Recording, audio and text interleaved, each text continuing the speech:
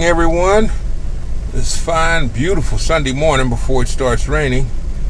Welcome to this episode of Big J's Do It Your Damn Self Garage. What I'm doing today is I'm in my 2003 Ford Explorer, which I affectionately call Day, because when the weather's bad, I'm driving this car, not riding a Vet, not riding a Harley. This is my snow vehicle or in my everyday vehicle, depending on the weather conditions.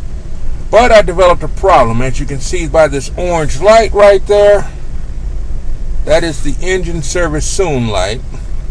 And what that turned out to be, it turned out to be a misfire problem.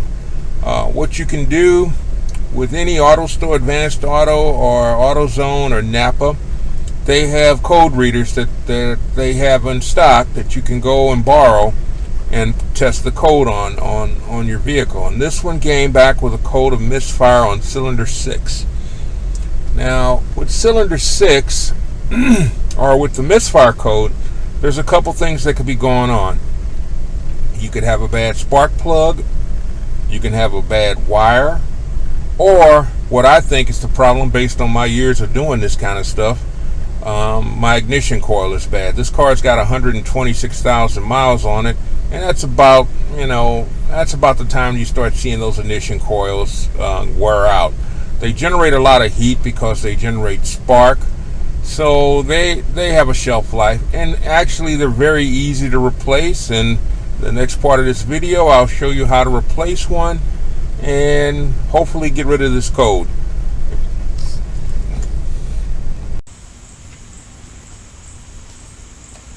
This is the offending culprit right here. This is called an ignition coil pack. Some cars have individual packs for each cylinder, or in some 8 cylinders you have 4 coil packs, 2 coils per cylinder. But on Ford and Lincoln Mercury, they put a coil pack which has all 6 cylinders into one coil pack. That actually makes life pretty convenient. As you can see, it's right on top for this. The things that you need for this are pretty straightforward. You need a 7mm socket and a screwdriver to unplug to lift the tab for the plug. But there's the plug. This is the replacement coil pack, and I'm going to get to it and pull these bolts out of here. All I'm using is a 7mm with a screwdriver. I'm not taking the battery apart on this because everything is off. There's no power to it. You know, a lot of people take the batteries off of their units regardless. I don't. And let me put these somewhere for safekeeping. If you got a metal cup, use that. You don't want to drop these bolts. This unit gets relatively hot, so you need to be, they are consumable items in my opinion. And I think that's part of the reason why they set them up so high. It's so easy to access. You see, this is going to take a very short time to do. Cars are pretty simple. They work on 3 basic elements you need to make an internal combustion engine run. You need fuel, air, and spark. And depending on what year or how modern, it's done differently, but it's always fuel, air, and spark. Back in the old days, you had a distributor cap. Some of you guys may not know what a distributor is, but that was controlling the spark. This unit replaces the distributor. It controls the spark. Now that I've got everything loose, one thing I'm going to do is make sure it's aligned properly. And I'm going to start, I'm going to pull the plugs out first, because it's vitally important that you get the plugs in the right order. And to avoid any confusion or marking plugs with tape or whatnot, I pull them off one at a time. and I put them on the new coil pack instantly. That way I can't screw this up. On Ford, it's pretty simple. Squeeze the side tabs and just pull it off.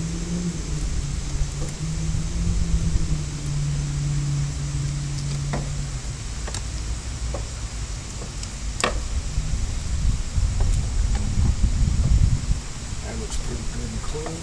Go ahead and plug this in. I'm thinking about it.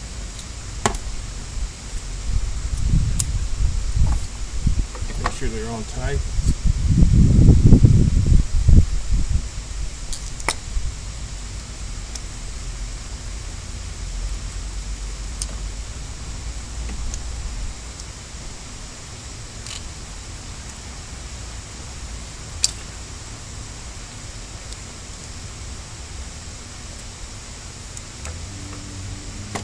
Now I'm going to start checking to make sure they're all in there good. They are.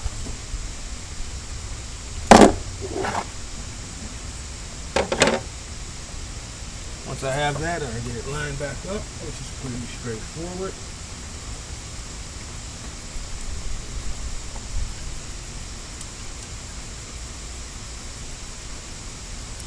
This is a ground that goes on the coil pack, so it's on one end. I'm just going to get these started, basically.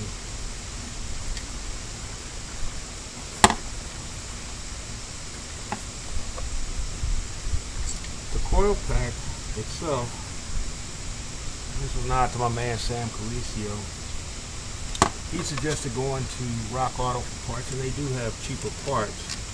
I like cheaper, everybody likes cheaper.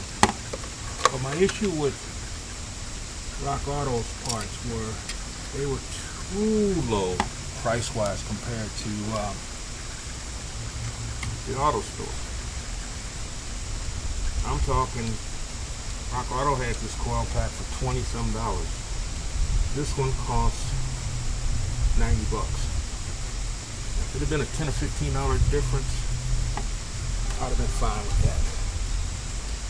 But over almost 4 or 5 times the difference, no, something, I got to question the quality.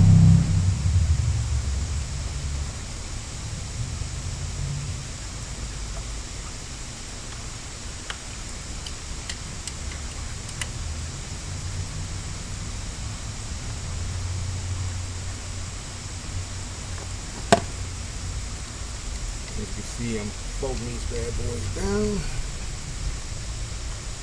Get torque on it.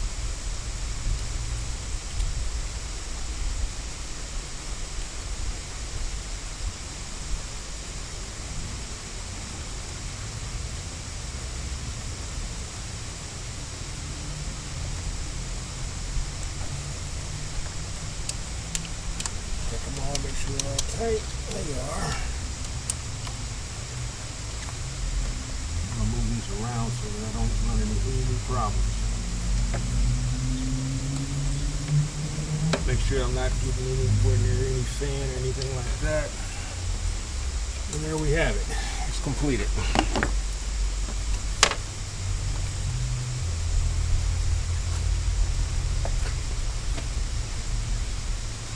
Now I'm going to go inside and test the vehicle out to make sure I don't get the engine code. I probably will get the code again. What I'm going to do is, if I get the code again, I'm going to have to reset the ECU. They say you can do that just by taking the negative terminal off and letting it sit for a few minutes like you do a computer. But I'm not going to. I'll drive it around a little bit if it comes back and go to a AutoZone, get their code reader and reset the codes on it. That'll be easier. That way I don't have to reset my clock and all that other mess.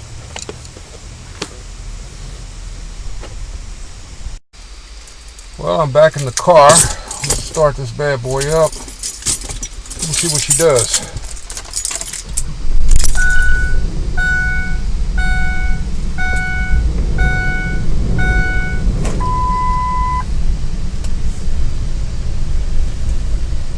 As you can see, I still have the code there, but it's running a hell of a lot smoother.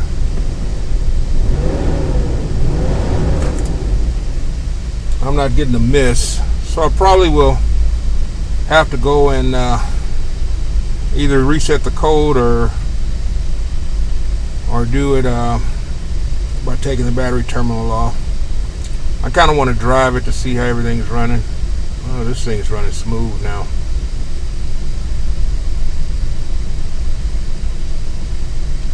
A lot smoother.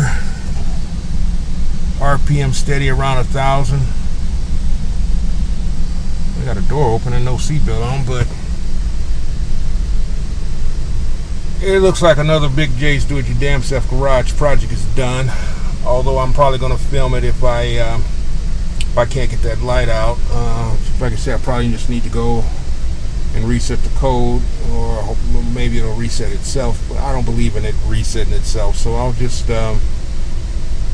I'll go and either, like I said, go to advanced or somewhere like that, get the code reader and have them, do a reset on my engine codes.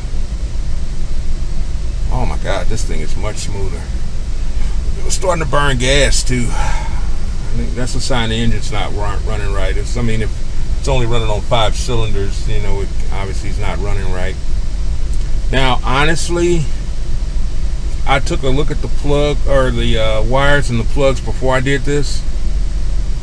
The plugs and the wires look good, so I went with the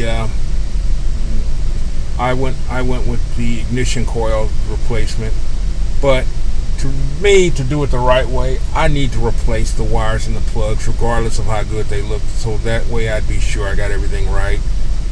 This is like my everyday car that I paid cash for that does, if it goes out, I'll just go buy another one. But at any rate, I'll be back if I can't get it off, and then we'll move on from there. And I sat in the car for a few minutes, with it out and not running. I was getting ready to move it back in place, started the car back up, no engine code. So it was the engine coil, which is what I suspected. It runs a ton better. Usually with engine coils, when one goes, all of them start to go, especially when it's a coil pack. Basically, this car was running on 5 cylinders instead of 6, but now, mission done. I'm sitting in the car. It feels so good in this car with the AC running. But every day is back to being 100, which is the goal of any garage mechanic. This will save you a little bit of money if you can do things yourself. I'm not at all trying to cut the throat of any mechanic that does that for a living, because there are certain things that you just can't fix on your own. If the light had stayed on, I would replace the plugs and the wires. And then if that didn't work, well, I don't know what the hell else would have worked, because that's the only thing that's associated with the spark, except the ECU or the car's computer. I would have probably taken it to a mechanic to get the bad news on there, because computers on these modern cars with fuel injection are not very cheap. And I am a very cheap person, but all done. Yes, I have a Ford, even though I talk a lot of shit about Fords. 2003 Ford Explorer, thing's a tank. I bought it after I got wrecked on Page and Union by a guy that ran into me head on, broke my finger, nose, and all that other good stuff. But this thing's a tank, works perfectly. Engine lights off, I'm happy. Hopefully it doesn't come back on and I can get another 100,000. I want to try to get 300,000 on this car. Probably not. But this is, like I said, this is my throw around car. I haul shit in it, and I take it when the weather's bad, because I'm not driving my Vet in rain or snow, and I'm definitely not riding my Harley in rain or snow. That's just idiotic. But this is what this car is for. He'll be back at work Monday, because I'm taking him Monday because it's supposed to rain. But Tuesday through the rest of the week, that's Harley time, because the weather's going to be perfect. Anyway, everybody stay safe. Like, share, subscribe to my page, and you'll see other different content about me working on different things. But everybody have a good day.